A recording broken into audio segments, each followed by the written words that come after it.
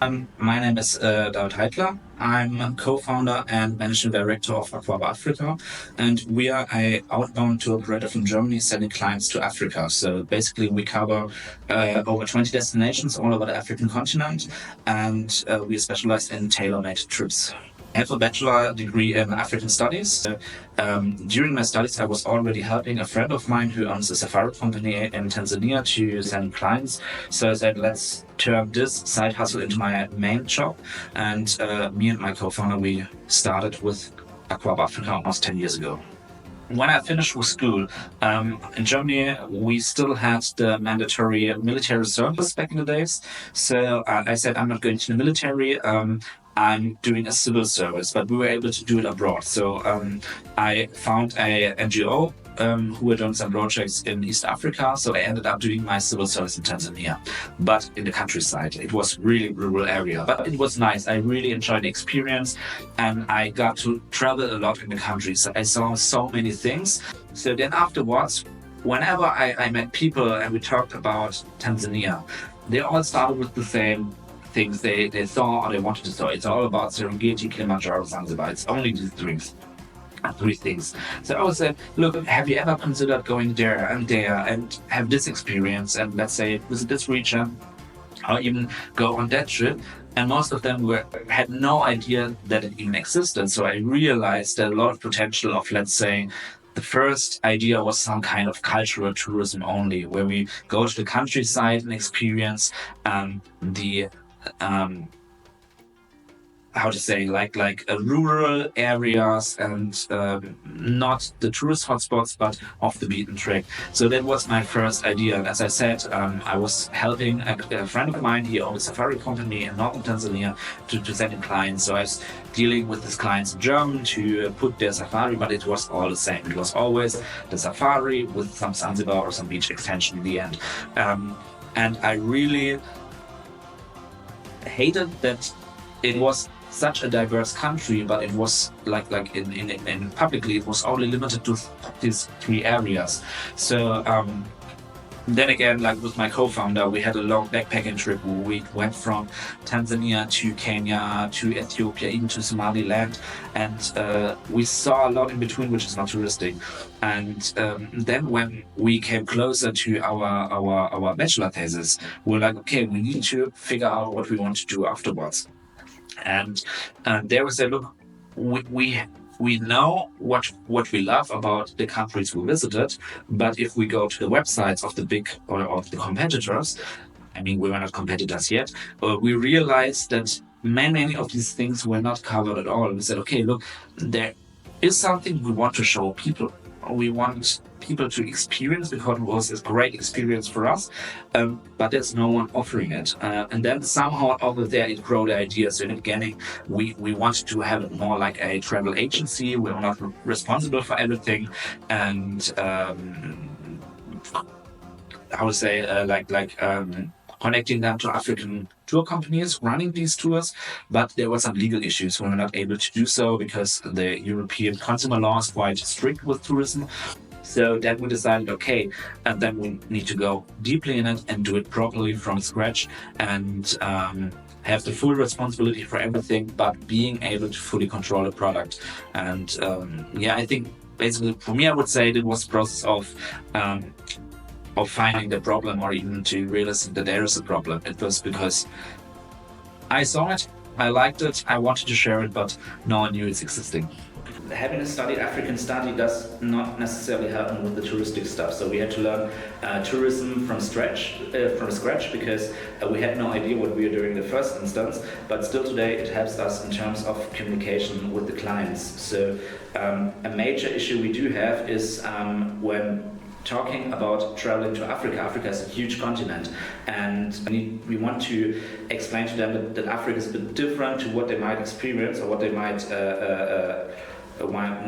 expect, and also every country, every region is different. So people call us and say, look, I want to see elephants in Africa. We're like, yeah, you might see elephants depending on where you're going, But imagine you have so much more to experience. It's not about animals only, it's about people, it's about landscapes, etc. And in terms of the language we use, the background is quite helpful. We try to educate our clients to have like a bit of mind shifting. But then again, after we graduated, we decided to start our business.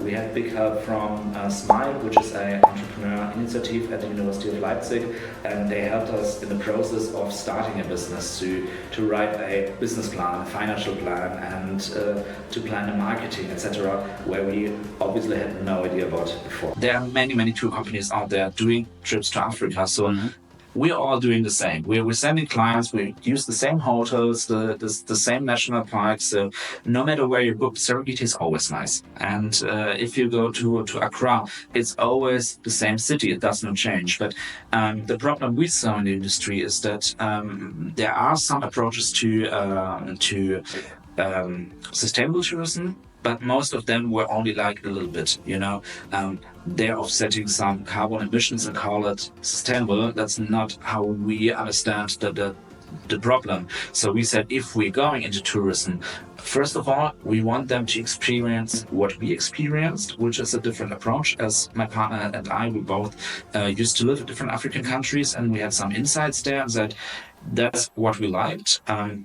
That's also the reason our name is Akwaba Afrika, and Akwaba is the kind language that means welcome, and that's our understanding of Africa. No matter where we went, and we've been to many different countries and regions, and no matter where we went, the people were mostly open and really welcoming, and it was always like no questions. They welcomed us, we had a nice time together, and we're open-minded and chatted together. So we said, this culture of welcoming, that's in our name, and we want people to experience it.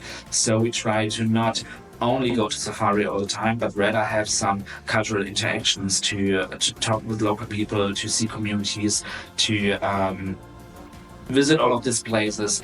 We have more than 20 destinations to cover, which differ. So on the product side, we range from, let's say, beach holidays to safaris to walking holidays, into cultural holidays, self-driving holidays, but it's all tourism related.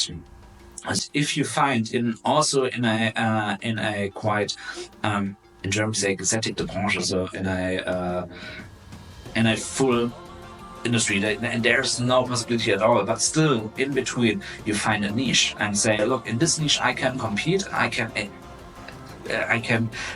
excel. So this is the point where you can still go and try your luck, but you should be open to work a lot and hard, and to learn from your competitors, because it's not as that you're copying something, but for example, when we started at the beginning, we said we did not want to do self-drive holidays because we did not believe in the concept. But after some time, we found out that that's actually in some destinations is a big niche, where it's a lot of demand but no supply. So in 2016, we started with self-driving holidays in Tanzania. No one ever did before on the German market, and everyone said it's not possible. And all of a sudden, we had like a major pillar of sales where we said this is doing it. In between was doing like half our Tanzania sales, only for the self-driving holidays, because the competitors all had the old opinion to it's not possible, which was true like 10, 20 years ago, but they did not improve, or they did not learn and did not improve their knowledge about the product, just stick to the old mantra. So that's what I say, sometimes you need new ideas to think outside the box and think, what is possible? Is something possible? We said, look, there is some potential, the others are not taking, so we go into this niche. And out of the niche, you can still grow into the major markets, but then you're already experienced, you have more funds available, and you can grow bigger out of the niche. But I think for the beginning, in a full market, the niche is the best possible option to start. I would say my top 3 learnings from the founding process or the first years was definitely you always have more costs than expected. No matter what, it always turns out to be more expensive, so plan with enough capital to fund it. Second learning is don't save on marketing. because you might have the best possible product in the market, but if no one knows about it, you still go bankrupt. So you must have proper marketing. And the third learning, don't overthink it. Like, you might do a plan, but the plan's changing anyway. And unless there are legal, like if there are legal conditions, of course you must hit them. But like within your business case and within everything you do, don't overthink it. Just start, and in the process you realize the proper issues, because like sitting at home or in the office and thinking about a product, a service, an issue you might get, it's not what the market says. So as soon as you hit the market or you approach the market, you will realize, where can I adjust the product? If you already overthought it, you're so stuck in what you want to do that you might not react to the market needs. So